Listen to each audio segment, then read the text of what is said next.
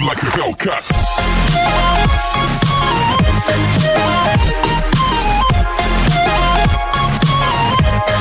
Part 7 की starting में हम देखते हैं कि बाका जब जैसी मिस्टर किम के एड्रेस पर पहुंची और उन्हें देख उनसे बात करने को बोलती है तो तब मिस्टर किम ने भागना शुरू कर दिया एंड बाका के रोकने पर भी नहीं रुक रहे थे। बाका वैसे तो मिस्टर किम को पकड़ लेती मगर ट्रक के सामने आ जाने की वजह से उसने मिस्टर किम को खो दिया।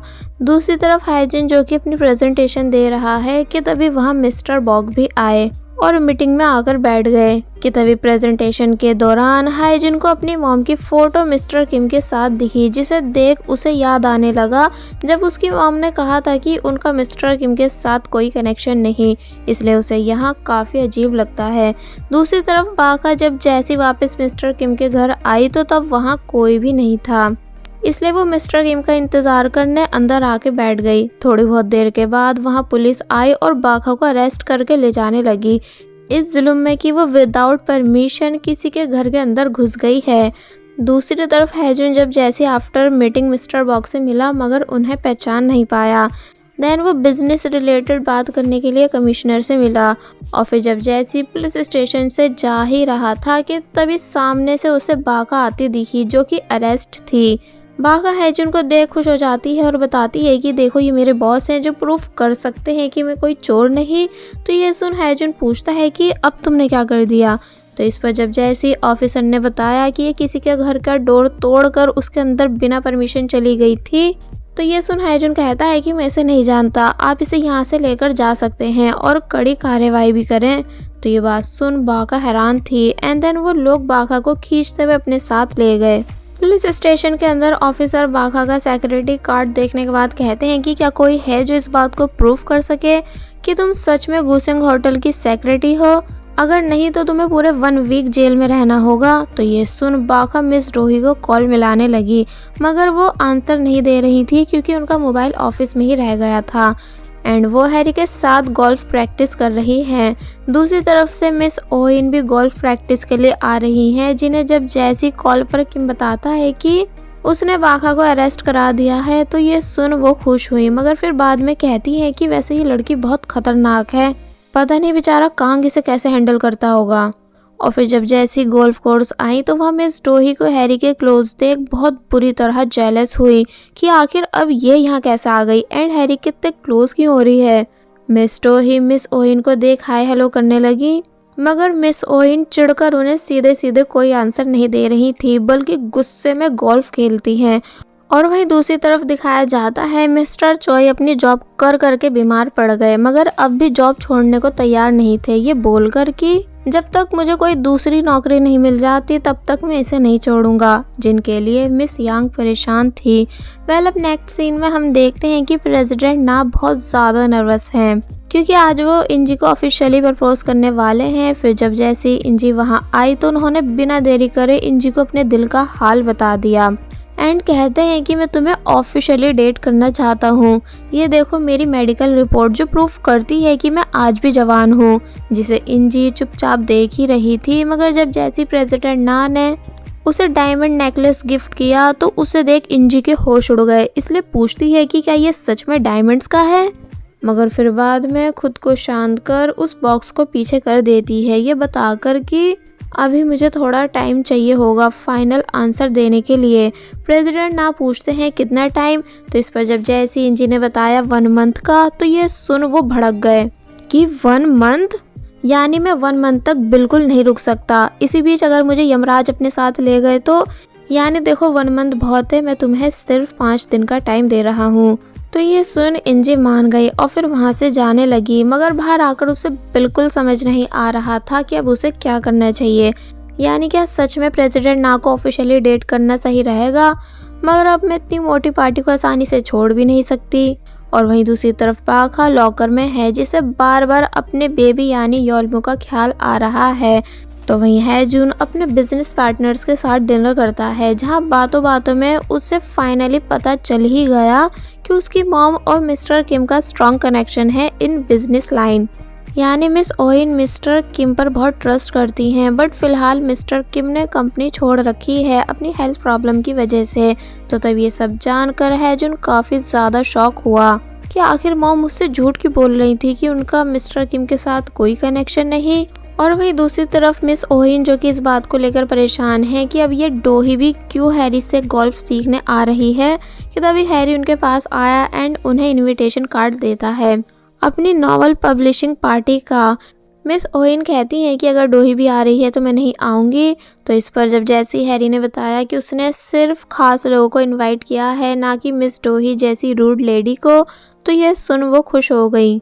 दूर से मिस डोही इन दोनों को साथ में देख लेती हैं और सोचने लगी कि भला वहाँ क्या खिचड़ी पक रही है जो ये मिस ओही हैरी के सामने अदाएं दिखा रही है। मगर लाख कोशिश करने के बाद भी उसे उन दोनों की आवाज़ें सुनाई नहीं दी।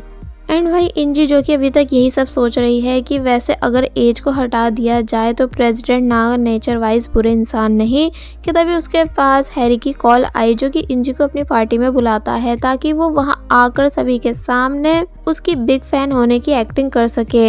इंजी पहले तो रेडी नहीं थी, मगर जब हैरी ने कहा कि वो उसे पैसे देगा तो तब आने के लिए मान गई। अब हम वुजाई को देखते हैं जो कि नागवॉन में है, कि तभी नाही ने उसे कॉल करके बाहर बुलाया। वुजाई बाहर आने के बाद नाही को एक्सप्लेन करता है कि मैंने नागवॉन में रहने वाली बात इसलिए छुपाई क्योंकि मुझे पता था कि तुम सच जानकर गुस्सा और परेशान हो जाओगी।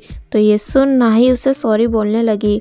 वुजाई नाही से कहता है कि अगर तुम सॉरी हो तो मेरे साथ अंदर चल के सभी से माफ़ी मांगो, क्योंकि कल तुमने इन सभी लोगों की बहुत इंसल्ट की थी।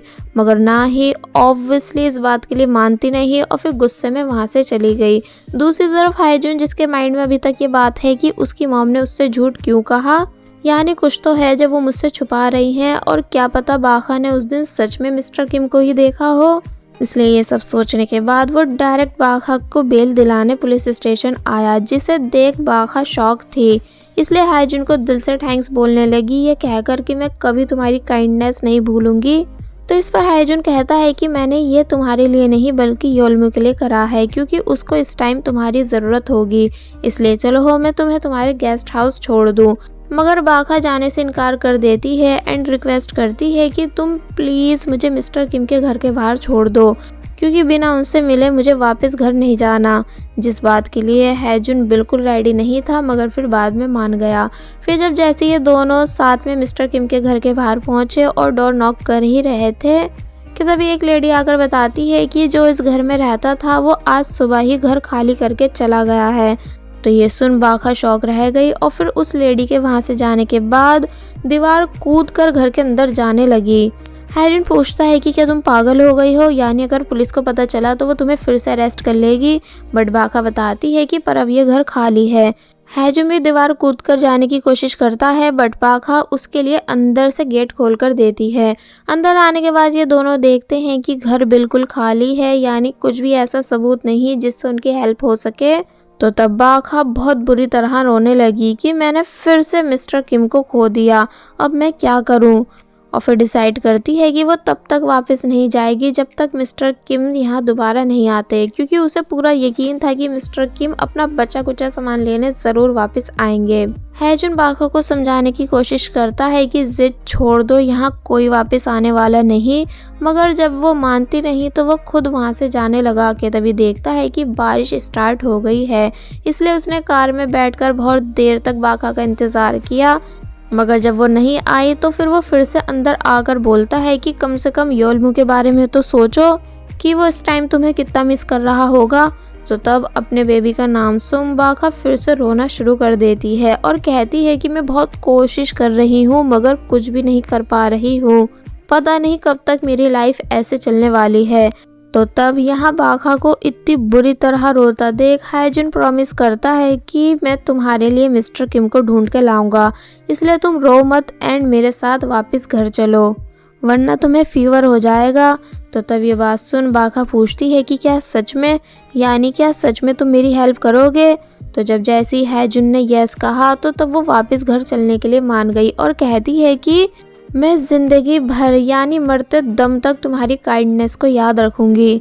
तो ये सुन हाईजुन हंसता है। देन ये दोनों वहाँ से चले गए और वही नाइट सीन में मिस ओ इन फाइनली हैरी की पब्लिशिंग पार्टी में आई, जहाँ उनका पीछा करते करते मिस डोही भी पार्टी में आ गई, जिसे देख मिस ओइन हैरानी से पूछती है कि तुम यहाँ कैसे, यानी क्या तुम्हारे पास भी इनविटेशन कार्ड है। तो तो इस पर वो बताती हैं कि मुझ जैसी ब्यूटी को एंट्री के लिए किसी इनविटेशन कार्ड की ज़रूरत नहीं। कि तभी इंजी भी वहां आई और थोड़ी बहुत देर के बाद हैरी भी सभी के सामने आया और सबको उसकी पार्टी में आने के लिए थैंक्स कहने लगा। तो ये सुन इंजी उसे चिल्ला चिल्ला के हैंडसम, गुड लुकिंग ओप्पा, you are great my star, ये सब बोलती है। हैरी ने स्पीच के दौरान मिस ओहिन को एक बार फिर आंख मारी तो उसे देख वो खुश हुई एंड शर्माने लगी। देन हैरी अपनी नॉवल के बारे में बताने के बाद इंग्लिश सॉन्ग सिंग करने लगा, जिसकी सभी लाइंस स्पेशली मिस ओहिन के लिए थी। मगर इंजी जब जैसी हैरी को एक बार फिर जोर जोर से चेयर अप करती है और पागलों की तरह उसका नाम चिल्लाने लगी, क्योंकि हैरी ने इंजी को यही सब शोर मचाने के लिए ही तो बुलाया है। तो तब मिस ड्रोही कहती है कि आखिर ये पागल लड़की है कौन जो हमारे कान फोड़ रही है। और फिर जब जैसे ये दोनों एक साथ टर्न हुई तो देखती है कि ये तो वही लड़की है जिसने इन दोनों के बाल खींचे थे। इसलिए फिर बिना देरी करे मिस ड्रोही ने तुरंत इंजी के फिर से बाल पकड़ लिए, ये कहकर कि आज देखूं तुझे कौन मुझसे बचाता है। हैरी उनसे रुकने को बोलता है कि प्लीज यहाँ ये मत करो, यानी अगर लड़ना ही है तो मेरी सेरेमनी के बाद लड़ लेना। मगर वो रुकती नहीं। मिस ओहिन हैरी की वजह से इंजी के बाल छिटवा रही थी, मगर जब इंजी ने भी उनके बाल पकड़ लिए तो तब वो भी उसके बालों पे लटक गई।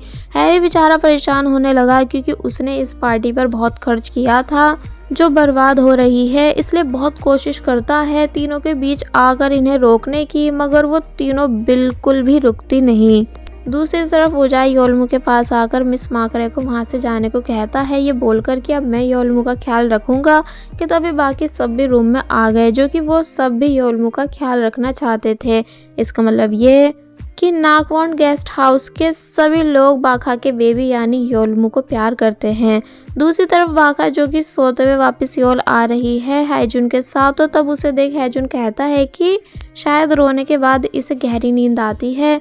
और फिर जब जैसे ये दोनों नाकवॉन्ड गेस्ट हाउस के बाहर पहुंचे तो तब हैजुन बाखा को उठा नहीं पाया, क्योंकि उसे एक तरह से अच्छा फील हो रहा था बाखा के साथ। मगर फिर बाद में वो सीट बेल्ट हटाने का डिसाइड करता है ताकि बाखा और आराम से सो सके। एंड जब जैसी बाखा के क्लोज हुआ और सीट बेल्ट हटाने के बाद जब जैसी पीछे हो ही रहा था कि तभी एक्सीडेंटली इन दोनों के बीच किस हो गई, जहां बाखा भी अपनी आईज ओपन कर चुकी थी। तो तब ये देख हैजुन बहुत बुरी तरह शॉक हुआ और जल्दी से पीछे होकर कहता है कि जैसा तुम सोच रही हो वैसा कुछ भी नहीं, यानी मैं तो सिर्फ तुम्हारी सीट बेल्ट ओपन कर रहा था ताकि तुम आराम से सो सको। तो तब इस बात पर बाखा कहती है कि हाँ मैं समझ गई, यानी तुम इतना ओवर रिएक्ट क्यों कर रहे हो जाता है कभी कभी गलती से ऐसा जब हम कुछ काम कर रहे होते हैं, इसलिए तुम्हें माइंड करने की ज़रूरत नहीं, क्योंकि मैंने बुरा नहीं माना, क्योंकि ये गलती से हुआ था, ओके। और फिर वहाँ से जाने लगी एंड जाते टाइम हैजुन को बाय भी करती है। हैजुन उससे जाता हुआ देख कहता है कि क्या ये लड़की पागल है, यानी तब बड़ा सीन हो गया और ये इसे आराम से ले रही है, क्या इसके पास दिल नहीं, या फिर कहीं ये कोई जिंदा डेड बॉडी तो नहीं। और वहीं दूसरी तरफ हैरी जो कि तीनों लेडीज पर बुरी तरह चिल्ला रहा था क्योंकि इन तीनों की वजह से आज उसकी पार्टी खराब हो गई, मगर ये तीनों अब भी बाज नहीं आती बल्कि लड़ती ही जाती हैं। हैरी मिस ओहिन को समझाता है कि बस आप ही कुछ कीजिए। तो तब मिस ओहिन मिस ड्रोही को समझाते हुए उन्हें अपने साथ वहां से ले जाने लगी, मगर मिस ड्रोही जाते जाते भी इंजी को बैग से मारने के इशारे कर रही थी। तो तब इंजी भी यही सेम इशारे करती है। बाहर आकर मिस ड्रोही मिस ओहिन पर चिल्लाती है कि आखिर तुम्हारी प्रॉब्लम क्या है जो तुम मुझे बाहर ले आई। पता भी है आज मैंने उसकी आंख फोड़ने का डिसाइड कर रखा था, मगर तुम हैरी की बातों में आकर मुझे बाहर ले आई। क्या वो स्पेशल है तुम्हारे लिए जो तुम उसकी बातें मान रही हो। जिस पर मिस ओहिन घबराकर कहती हैं कि क्या तुम पागल हो, यानी ऐसा कुछ भी नहीं।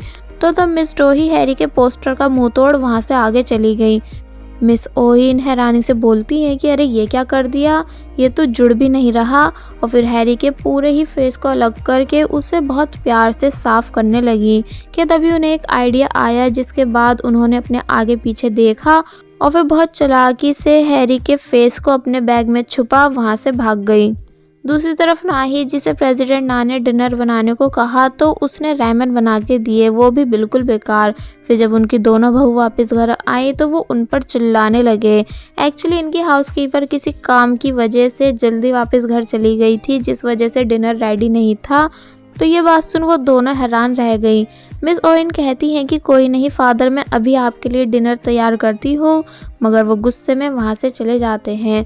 जिनके जाने के बाद घर में एंट्री हुई हैजुन की, जो कि वापस घर आकर डायरेक्ट अपनी मॉम से मिस्टर किम के बारे में बात करना चाहता था, मगर फिर करता नहीं। और फिर जब जैसे अपने रूम आकर सोने से पहले ब्रश कर ही रहा था कि तभी उसे वही सीन याद आने लगा जब उसकी बाखा के साथ एक्सीडेंटली किस हो गई थी। एक्चुअली ये हैजुन की फर्स्ट किस थी, जिस वजह से वो बहुत ज़्यादा परेशान एंड कंफ्यूज था एंड चाहकर भी इस मोमेंट को भुला नहीं पा रहा था कि आखिर मैं इतना स्टूपिड हो कैसे सकता हूँ। यानी मुझे क्या ज़रूरत थी सीट बेल्ट खोलने की। पता नहीं ये लड़की क्यों दिन पर दिन मेरी लाइफ में एंटर होती जा रही है। और बस फिर इसी के साथ पार्ट 7 यहीं पर एंड हो जाता है। There was a time when you had me falling to the ground. For next part, please subscribe my channel and hit the bell icon. Thank you.